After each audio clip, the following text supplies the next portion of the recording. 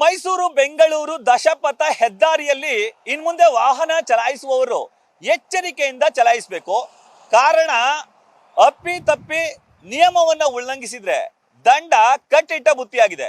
ನಾನೀಗ ಮೈಸೂರು ಬೆಂಗಳೂರು ದಶಪಥ ಹೆದ್ದಾರಿಯ ಸಿದ್ದಲಿಂಗಪುರ ಗ್ರಾಮದ ಬಳಿ ಇದ್ದೀನಿ. ಇಲ್ಲಿ ಎಐ ಕ್ಯಾಮೆರಾವನ್ನ ಅಳವಡಿಸಿದ್ದಾರೆ. ಅದು ಯಾವ ರೀತಿ ಕಾರ್ಯವನ್ನ ನಿರ್ವಹಿಸ್ತದೆ, ಯಾವ ರೀತಿ ದಂಡ ಬೀಳುತ್ತೆ ಅನ್ನೋದನ್ನ ನಿಮ್ಗೆ ವಿವರಿಸುವಂತ ಕೆಲಸಕ್ಕೆ ಮುಂದಾಗ್ತೀನಿ. ಸದ್ಯ ನೀವು ದೃಶ್ಯದಲ್ಲಿ ಗಮನಿಸ್ತಿರ್ಬೋದು, ಇಲ್ಲಿ ಎಐ ಕ್ಯಾಮೆರಾವನ್ನ ಸದ್ಯ ಈಗ ಅಳವಡಿಸ್ತಿದ್ದಾರೆ. ಈ ಒಂದು ಸ್ಥಳದಲ್ಲಿ ಆರಂಭಗೊಂಡು ಬೆಂಗಳೂರಿನವರೆಗೆ ಬರೋಬ್ಬರಿ 71 ಸ್ಥಳಗಳಲ್ಲಿ ಎಐ ಕ್ಯಾಮೆರಾವನ್ನ ಅಳವಡಿಸ್ತಿರೋದು. ಈಗಾಗಲೇ ಕೇವಲ 15 ದಿನದಲ್ಲಿ 12,192 ಕೇಸನ್ನ ದಾಖಲು ಮಾಡುವಂತ ಕೆಲಸಕ್ಕೆ ಮುಂದಾಗಿದ್ದಾರೆ. ಆರ್ಟಿಫಿಷಿಯಲ್ ಇಂಟೆಲಿಜೆನ್ಸಿ ಅಂದ್ರೆ ಎಐ ಕ್ಯಾಮೆರಾ ಕಣ್ಣಿನಲ್ಲಿ ಸೆರೆಯಾಗುವಂತಹ ದೃಶ್ಯಾವಳಿಗಳ ಆಧಾರದ ಮೇಲೆ ಈಗ ಕೇಸನ್ನ ದಾಖಲು ಮಾಡ್ತಾ ಇರೋದು. ಅತಿಯಾದಂತಹ ವೇಗ, ಚಾಲಕರು ಸೀಟ್ ಬೆಲ್ಟ್ ಅನ್ನ ಧರಿಸದೇ ಇರೋದು, ಹಾಗೂ ಪಕ್ಕದಲ್ಲಿ ಕುಳಿತುಕೊಂಡವರು ಕೂಡ ಸೀಟ್ ಬೆಲ್ಟ್ ನ ಧರಿಸದೇ ಇರೋದು, ಹೀಗೆ ಹಲವು ನಿಯಮಗಳ ಉಲ್ಲಂಘನೆ ಮಾಡಿದವರಿಗೆ ದಂಡವನ್ನ ವಿಧಿಸಲಾಗ್ತಿದೆ. ಸಂಬಂಧಪಟ್ಟ ಮಾಲೀಕರ ವಿಳಾಸಕ್ಕೆ ನೋಟಿಸ್ ಅನ್ನ ಕಳಿಸಲಾಗ್ತಿದೆ. ಸಂಚಾರ ಪೊಲೀಸರು ಕಳುಹಿಸಿದ ನೋಟಿಸ್ ತಲುಪಿದ 7 ದಿನಗಳಲ್ಲಿ ಸಂಬಂಧಪಟ್ಟ ಸಂಚಾರಿ ಠಾಣೆಗೆ ಹೋಗಿ ದಂಡವನ್ನ ಪಾವತಿಸಬೇಕು. ಇಲ್ದಿದ್ರೆ ಕಾನೂನು ರೀತಿಯಲ್ಲಿ ಕ್ರಮವನ್ನ ಕೈಗೊಳ್ಳಲಾಗುತ್ತದೆ ಅಂತ ಹೇಳಿ ಎಚ್ಚರಿಕೆಯನ್ನು ಕೂಡ ವಹಿಸಲಾಗಿದೆ. ದಂಡ ಕಟ್ಟದೆ ಮೊಂಡಾಟವನ್ನ ನೋಟಿಸ್ ನಲ್ಲಿ ನೀಡಲಾಗಿದೆ.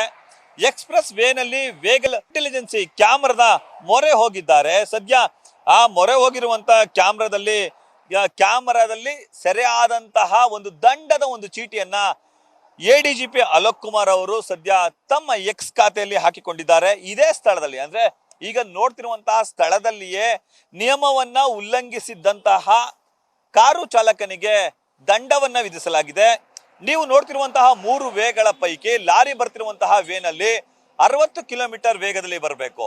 ಅದನ್ನ ಬಿಟ್ಟು 60 ಕಿಲೋಮೀಟರ್ ವೇಗವನ್ನ ಬಿಟ್ಟು ಹೆಚ್ಚಿನ ವೇಗದಲ್ಲಿ ಅಂದ್ರೆ 70 ಕಿಲೋಮೀಟರ್ ಅಥವಾ 75 ಕಿಲೋಮೀಟರ್ ವೇಗದಲ್ಲಿ ಚಲಿಸಿದ್ರೆ ಅವರಿಗೂ ಕೂಡ ದಂಡ ಬೀಳುತ್ತೆ. ಅದರ ಪಕ್ಕದಲ್ಲಿರುವಂತಹ ಲೈನ್ 80 ಕಿಲೋಮೀಟರ್ ಸ್ಪೀಡ್ ಇರುವಂತಹ ಲೈನ್, ಆ ಲೈನ್ ಅಲ್ಲೂ ಕೂಡ 70 ಕಿಲೋಮೀಟರ್ ವೇಗದಲ್ಲೇ ಹೋಗಬೇಕು. ಒಂದ್ ವೇಳೆ 80 ಕಿಲೋಮೀಟರ್ ವೇಗವನ್ನ ದಾಟಿದ್ರೆ ಅವ್ರಿಗೂ ಕೂಡ ದಂಡ ಬೀಳುತ್ತೆ. ಇನ್ನು ಅಂತಿಮವಾಗಿ ಕೊನೆಯ ಲೈನ್, ಆ ಲೈನ್ ನಲ್ಲಿ 100 ಕಿಲೋಮೀಟರ್ ವೇಗದಲ್ಲಿ ಚಲಿಸಬಹುದು. ಒಂದ್ ವೇಳೆ 100 ಕಿಲೋಮೀಟರ್ ಗಿಂತ ಅಧಿಕ ವೇಗದಲ್ಲಿ ಚಲಿಸಿದ್ರೆ ಅವ್ರಿಗೂ ಕೂಡ ದಂಡವನ್ನ ವಿಧಿಸಲಾಗುತ್ತೆ. ಅಂದ್ರೆ ಪ್ರಮುಖವಾಗಿ ಇಲ್ಲಿ ನಿಯಮಾವಳಿಗಳನ್ನ ಪಾಲಿಸಲೇಬೇಕು ಅನ್ನೋದು ಅವರ ಆಗ್ರಹ, ಹಾಗೂ ಕಾನೂನನ್ನ ಪಾಲಿಸಬೇಕು ಅನ್ನೋದು ನಿಯಮಾವಳಿ. ಈ ಕಾರಣಕ್ಕಾಗಿಯೇ ನಿಯಮವನ್ನ ಮಾಡಲಾಗಿದೆ. ಈ ಲೈನ್ ಅಂದ್ರೆ ನಾನೀಗ ನಿಂತಿರುವಂತಹ ಸ್ಥಳ, ಈ ಲೈನ್ ನಲ್ಲಿ ತೆರಳಿದ್ರೆ 60 ಕಿಲೋಮೀಟರ್ ಸ್ಪೀಡ್ ನಲ್ಲಿ ಮಾತ್ರ ಹೋಗ್ಬೇಕು. 60 ಕಿಲೋಮೀಟರ್ ದಾಟಿದ್ರೆ ದಂಡ ಬೀಳುತ್ತೆ. ಪಕ್ಕದ ಲೈನ್ ಇದೆಯಲ್ಲ, ಈ ಲೈನ್ ನಲ್ಲಿ ಹೋದ್ರೆ ಅಂದ್ರೆ ಅಲ್ಲಿ ಮಧ್ಯದ ಗೆರೆಯಲ್ಲಿ ಹೋದ್ರೆ ಈ ಕಾರು 80 ಕಿಲೋಮೀಟರ್ ಸ್ಪೀಡ್ ಅಲ್ಲಿ ಮಾತ್ರ ಹೋಗ್ಬೇಕು. 80 ಕಿಲೋಮೀಟರ್ ದಾಟಿದ್ರೆ ಅವರಿಗೆ ದಂಡ ಬೀಳುತ್ತೆ. ಇನ್ನುಳಿದಂತೆ ಈ ಲೈನ್ ಅಂದ್ರೆ ಪಕ್ಕದಲ್ಲಿ ಅಂತಿಮವಾಗಿರುವಂತಹ ಈ ಲೈನ್ ಅಲ್ಲಿ ಹೋದ್ರೆ 100 ಕಿಲೋಮೀಟರ್ ವೇಗದಲ್ಲಿ ಹೋಗ್ಬೇಕು.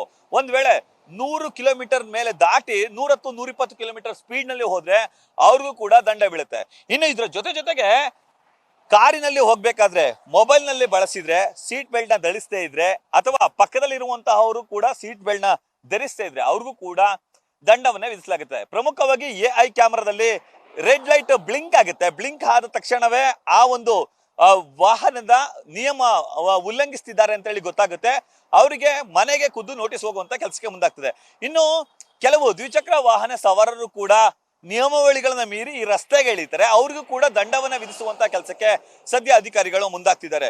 1,500 ರೂಪಾಯಿಯಿಂದ ಆರಂಭಗೊಂಡು 10,000 ರೂಪಾಯಿವರೆಗೂ ಕೂಡ ದಂಡವನ್ನ ವಿಧಿಸುವುದರ ಜೊತೆಗೆ ಪದೇ ನಿಯಮಾವಳಿಗಳನ್ನ ಉಲ್ಲಂಘಿಸಿದ್ರೆ ಅವರ DL ಅನ್ನು ಕೂಡ ಕ್ಯಾನ್ಸಲ್ ಮಾಡ್ತೀವಿ ಅಂತ ಹೇಳಿ ಈಗಾಗಲೇ ಅಧಿಕಾರಿಗಳು ತಿಳಿಸುವಂತ ಕೆಲಸಕ್ಕೆ ಮುಂದಾಗಿದ್ದಾರೆ.